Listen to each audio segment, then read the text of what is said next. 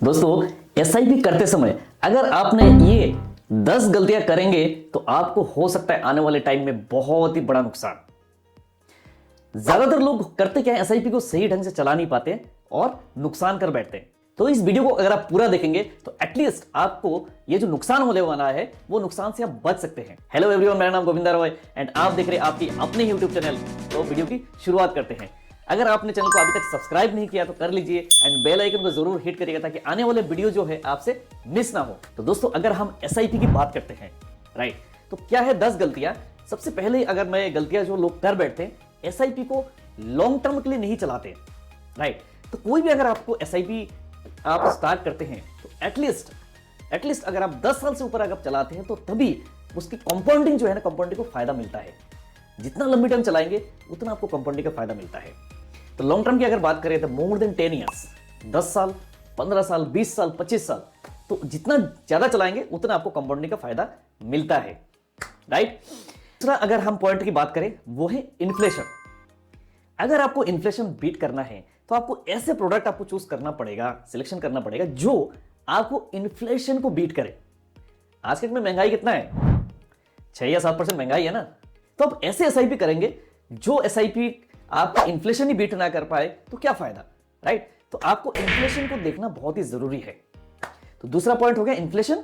उसके बाद जो तीसरा पॉइंट है वो बहुत ही इंपॉर्टेंट है, राइट। आज के डेट में क्या है कि जब मार्केट गिरता है, मार्केट जब ऊपर चढ़ता है तो सबको अच्छा लगता है, भाई मार्केट ऊपर चढ़ रहा है, ठीक है। हर कोई आते इन्वेस्टमेंट करने, आज मार्केट ऊपर चढ़ रहा है ना, हम इन्वेस्टमेंट करते हैं, लाइन लगाते हैं। लेकिन जब मार्केट गिरता है ना, सबके हवा टाइट हो जाती है, ठीक है। उस टाइम ये सोचता है, इतना पैनिक हो जाते हैं लोग, कह रहे हैं यार तो मार्केट डूबने वाला है, ठीक है, आप पैसा निकाल के भागो। दोस्तों वॉरेन बफेट की एक जो बात इन्होंने बोली है, when people are fearful you must be greedy and when people will be greedy you must be fearful. यानी जब बाजार जब चढ़ता है ना, उस टाइम होता क्या है, बाजार जब चढ़ता है तो लोगों को लोभ आ जाता है, ग्रीड आ जाता है, ठीक है, कि बाजार और चढ़ेगा, ठीक है। तो उस टाइम आपको डरने की जरूरत है, उस टाइम आपको डरना है, उस टाइम पोर्टफोलियो को आपको जो है डाइवर्सिफिकेशन करना जरूरी है। जब मार्केट नीचे गिरता है ना, जब मार्केट नीचे गिरता है तो हर कोई डरते हैं, फेयरफुल होते हैं, इसका मतलब फेयरफुल होते हैं यानी डर रहे हैं। तो उस टाइम आपको लालची होना चाहिए, उस टाइम ऐसे आपको मौका तलाशना चाहिए कि किस जगह पे अगर मैं निवेश करता हूं, किस फंड्स में अगर मैं पैसा लगाऊंगा जिसमें मुझे एनएबी और सस्ता रेट में मिल सकता है, ठीक है। तो आपको उस टाइम करना क्या है, जब मार्केट गिरता है तो आपको चाहे गिरे चाहे चढ़े, आपको एसआईपी को स्टॉप नहीं करना है। मार्केट जब गिरता है उस टाइम आपको कोशिश करना है कि थोड़ा बहुत जो है ना टॉप अप कर दे, ठीक है। अब मान लीजिए सपोज आपने 10,000 की टॉप अप किया, 20,000 भी किया, लेकिन जो आप टॉप अप करेंगे जब मार्केट गिरता है, कोविड के टाइम में क्या हुआ था, मार्केट लगभग 35% तक करेक्शन किया था कोविड के टाइम। तो उस टाइम ऐसे मौका आपको तलाशना चाहिए, जब मार्केट गिरेगा तब कुछ ना कुछ आपको टॉप अप करके चलना चाहिए। उस टाइम ऐसा नहीं कि पैसा सारे के सारे समेट के और मार्केट से भाग जाओ, म्यूचुअल फंड क्लोज कर दो कि मार्केट डूबने वाला है, ऐसा मत करना। हमेशा लॉन्ग टर्म सोच होना चाहिए। तो तीसरा पॉइंट हो गया कि आपके एसआईपी को ब्रेक नहीं करना है, चाहे मार्केट चढ़े या गिरे। चलिए थोड़ा हम कंपाउंडिंग को देख लेते हैं, ठीक है। अगर आपने एक एसआईपी अगर मानते हैं, सपोज दैट लॉन्ग टर्म में कोई भी अगर एक एग्जांपल लेते हैं, 13% का कैलकुलेशन लेते हैं, लॉन्ग टर्म में कोई भी एसआईपी अगर आपने किया तो 13% अगर रिटर्न हमारा जनरेट हो रहा है तो 15 साल में, 10 साल में कितना बनता है, 15 साल में कितना बनता है, एक बार थोड़ा सा हम प्रैक्टिकल देख लेते हैं कितना बनता है, ठीक है। अब थोड़ा मैं आपको कंपाउंडिंग का जो गेम है आपको ये समझाता हूं कि लॉन्ग टर्म आपको रखना क्यों जरूरी है। आप प्रैक्टिकल देखिए, एसआईपी कैलकुलेटर है, आप गूगल में जाएंगे तो एसआईपी कैलकुलेटर आप क्लिक करेंगे तो आप ऐसे कैलकुलेशन खुद ही कर सकते हैं, ठीक है। हमने क्या अगर 13% के हिसाब से लिया, 13% के हिसाब से, अगर सपोज दैट 13% के हिसाब से हमारा कैलकुलेशन 10 साल में जो है हमने कितना पेमेंट जमा किया है, ठीक है। हमारा इन्वेस्टेड अमाउंट है 6 लाख और लगभग हमारा जो एस्टिमेटेड रिटर्न आया 6.33 लाख, 13% के हिसाब से तो लगभग ये दोनों बराबर है, दोनों ही बराबर है, ठीक है। अब कंपाउंडिंग का गेम हम समझते हैं, हमारा क्या 10 साल का टेन्योर लिया है, ठीक है। अब हम इसको अगर सपोज दैट हम इसको सीधा 20 साल करते हैं, ठीक है। अब 20 साल का देखिए कितना बनता है, 20 साल का पीरियड अगर हमारा 5000 का एसआईपी है, 5000 का एसआईपी हमारा 10 साल का जो बन रहा है लगभग बराबर रिटर्न आ रहा है 6 लाख और 6,33,000। अभी अगर इसको हमने 20 साल कर दिया और लॉन्ग टर्म हमने कर दिया, हमारा 13% के हिसाब से कैलकुलेशन देखिए कितना बन रहा है। हमारा इन्वेस्टेड अमाउंट कितना है, 12 लाख रुपए। ये देखिए यहाँ पे इन्वेस्टेड अमाउंट 12 लाख रुपए एंड हमारा रिटर्न कितना आ रहा है, एस्टिमेटेड रिटर्न आ रहा है 45 लाख रुपीस। तो हो गया ना, आपने जैसे ही टर्म बढ़ाया वो आपका इन्वेस्टेड अमाउंट से रिटर्न बहुत ज्यादा हो गया। तो ये जो आपका इन्वेस्टेड अमाउंट है कितना है, बहुत छोटा है, ये वाला पार्ट देखिए कितना बड़ा हो गया। तो this is called compounding game, यानी आपका ये कंपाउंडिंग का गेम है। ठीक है, अब इसको सपोज अगर हम इसके 20 साल की जगह पे इसको हम कर देते 25 साल, सिर्फ 5 साल और बढ़ा दिया, देखो कितना हो गया, चमत्कार हो गया, 1,14,00,000, 1,14,00,000 हो गया। यानी हमारा इन्वेस्टेड वैल्यू कितना है, हमने जमा कितना किया है, 15 लाख, 15 लाख, लेकिन हमारा जो है इसमें कितना रहा, 98 लाख का हमारा ये कॉर्पस जो है जुड़ जाता है। राइट, म्यूचुअल फंड में कोई भी चीज गारंटेड नहीं होता।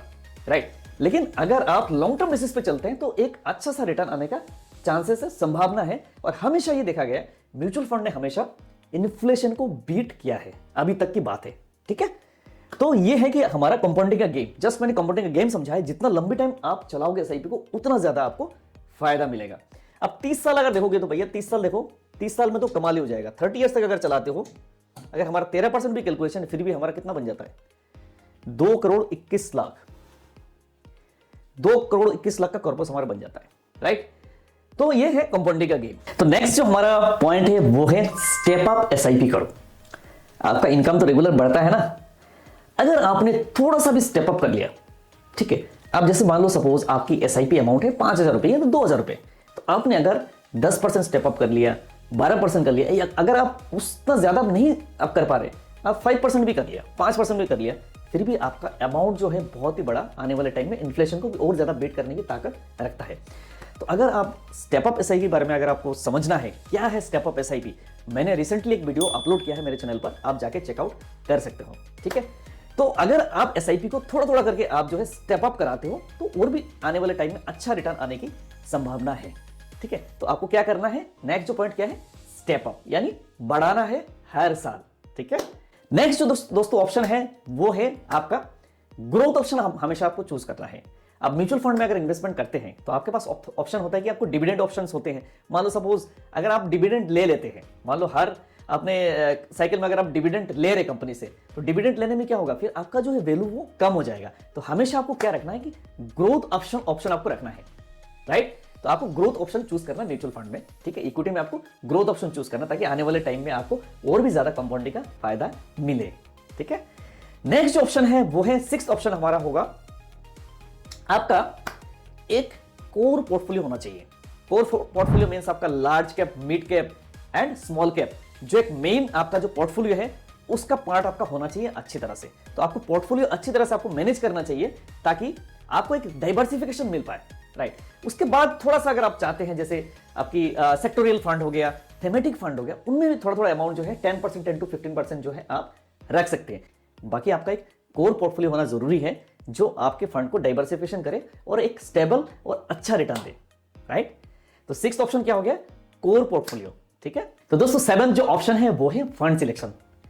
आपको ये नहीं देखना कि लास्ट ईयर जो है कितना रिटर्न दिया है, ठीक है, और आने वाले टाइम में वही रिटर्न जो है कंटिन्यू करेगा, ऐसा नहीं है। आपको ये देखना जरूरी है कि ये जो फंड मैंने लिया है, दूसरा फंड की, दोनों की जो स्टॉक है वो बराबर है क्या। अगर बराबर होगा तो डाइवर्सिफिकेशन कैसे हो पाएगा। उसके बाद आपको देखना है कि फंड मैनेजर कौन है, फंड मैनेजर का एक्सपीरियंस कितना है, किस तरीके से जो स्टॉक उनका स्ट्रेटेजी क्या है, तो सारी चीज आपको एक स्टडी करके तभी आपको पैसा लगाना है। राइट, एट वाला जो ऑप्शन है वो काफी और इंपॉर्टेंट है, जो काफी लोग गलती कर देते हैं। ठीक है, अपने पास जो है बहुत ही ज्यादा स्कीम रखते हैं, 20, 25, 30, है ना, 15, 20, 25, इसको और ज्यादा डाइवर्सिफिकेशन कर देते हैं। लेकिन आपके पास जो नंबर ऑफ स्कीम है वो कम होना चाहिए। नंबर ऑफ स्कीम जो कम होगा तो आपको रिटर्न भी अच्छा मिल सकता है, अच्छी तरह से मॉनिटर कर पाएंगे। ठीक है, तो आपका क्या है, नंबर ऑफ स्कीम कितना होना चाहिए, कम होना चाहिए। एटलीस्ट आप ये कोशिश करिएगा 5 या 6 स्कीम अगर हो तो बेटर है। नाइन्थ वाला जो पॉइंट है दोस्तों वो आपको ध्यान रखना बहुत ही जरूरी है, वो है टैक्सेशन। आप जैसे अक्सर हम क्या करते हैं, स्विचिंग करते हैं, एक फंड से दूसरे फंड में हम स्विच करते हैं, तो इससे क्या है कि उसमें भी आपको टैक्सेशन लगता है। राइट, अब हमारा जो लॉन्ग टर्म है, यानी 1 साल पहले अगर हम पैसा निकालते हैं तो कितना टैक्स लगता है, कमेंट करो कितना टैक्स होगा। Short term capital gain tax, तो short term capital gain tax कितना है, 20%। यानी 1 साल से पहले अगर हम निकालते जो भी कैपिटल गेन हमारा होगा उसमें 20% टैक्स लगेगा। एंड आफ्टर 1 ईयर का जो होगा वो कितना होगा टैक्स, कितना है, 12.5%। ठीक है, उसमें क्या होगा कि आपको 1.25 लाख रुपए साल का सालाना छूट है। ठीक है, तो 1.25 लाख रुपए छोड़ के बाकी जो है अमाउंट है उसमें 12.5% का टैक्स लगेगा। जो भी हम स्विच करते हैं, एसटीपी करते हैं, ठीक है, सब में जो है आपका ये टैक्सेशन टैक्स लगता है, short term capital gain tax and long term capital gain tax. अगर 1 साल से पहले होगा short term capital gain tax, 1 साल से ऊपर अगर होगा उसमें लगेगा long term capital gain tax जो है 20% और 12.5% लॉन्ग टर्म वाले में। अब आते हैं 10 वाला पॉइंट। 10 वाला पॉइंट जो है अक्सर बहुत ही लोग गलती कर बैठते हैं। 10 वाला पॉइंट बहुत इंपॉर्टेंट है, वो है आपका गोल। अब मान लो सपोज आपको जाना मुंबई है, ठीक है, मुंबई आपको जाना है ट्रेन से। आपने क्या करा है, आपने बीच रास्ते में, है ना, राजस्थान से आप क्या होगा वापसी आ गए, ठीक है, आप राजस्थान से वापसी आ गए, तो आप अपने गोल पे पहुंच पाए क्या? नहीं पहुंच पाए ना। तो आपका हर इन्वेस्टमेंट का गोल होना चाहिए। जैसे सपोज अगर एक इन्वेस्टमेंट आप चाहते हैं कि मेरे बच्चे की एजुकेशन के लिए है, दूसरा इन्वेस्टमेंट जो है मेरा एक फाइनेंशियल फ्रीडम के लिए है ना, तीसरा इन्वेस्टमेंट जो है कुछ और चीज के लिए है, तो आप एक गोल सेट होना चाहिए। हर एसआईपी का गोल होना चाहिए। अगर आपका गोल बेस्ड इन्वेस्टमेंट होगा ना तो आप कभी भी इन्वेस्टमेंट तोड़ ही नहीं पाएंगे। तो मोस्टली लोग जो गलती करते हैं, कोई इनका गोल होता नहीं, वो आते हैं, आने के बाद मान लो सपोज आपने एसआईपी चला लिया। आप एसआईपी चलाने में क्या हुआ, उनके पास क्या है कि मान लो 3-4 लाख 5 लाख 6 लाख का जो है उसमें रिटर्न दिख गए, तो फटाफट विड्रॉ कर लेते हैं, विड्रॉ करके कुछ अपना सामान ले लिया या तो वैसे फलाना फालतू खर्चा कर लिया। लेकिन ये जो अमाउंट है उसका कंपाउंडिंग का बेनिफिट वो ले नहीं पाया। तो ज्यादातर लोग जो है गलती ये कर बैठते कि वो उनका अपना गोल सेट नहीं होता। तो गोल सेट अगर करेंगे तो एसआईपी को आप लंबी समय तक चला सकते हैं, तो और आपको ज्यादा कंपाउंडिंग का फायदा मिलेगा। तो दोस्तों ये था एसआईपी रिलेटेड। अगर आप ये 10 भयंकर गलतियां अगर आप नहीं करेंगे तो आने वाले टाइम में आप जो है बहुत ही बढ़िया वेल्थ क्रिएट कर पाएंगे। म्यूचुअल फंड में आप न्यू इन्वेस्टर या बिगिनर है तो आपके लिए एक वीडियो है, एसआईपी क्या है, पैसा हमारा डूबेगा तो नहीं। आप उस वीडियो को जाके चेकआउट कर सकते हैं। उसमें आपके सारे के सारे डाउट जो है आपका पूरा क्लियर हो जाएगा और आप एक बढ़िया तरीके से इन्वेस्टमेंट की जर्नी आप स्टार्ट कर सकते हैं। ये जो वीडियो है सिर्फ और सिर्फ एजुकेशनल पर्पस के लिए है, कोई भी बाय और सेल का रिकमेंडेशन नहीं है। कोई भी आपको डिसीजन लेना है आप खुद स्टडी करिए, राइट। आप एक फाइनेंशियल एडवाइजर के सलाह अगर लेना चाहते हो सलाह आप लीजिए, लेके आप इन्वेस्टमेंट की जर्नी स्टार्ट करिए, right. We are not registered with SEBI. मिलते हैं नेक्स्ट वीडियोस में, तब तक के लिए बाय बाय। जय हिंद, जय Bharat.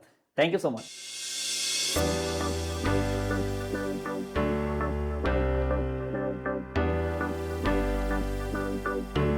Mutual fund investment is subject to market risks. Read all scheme related information carefully before investment.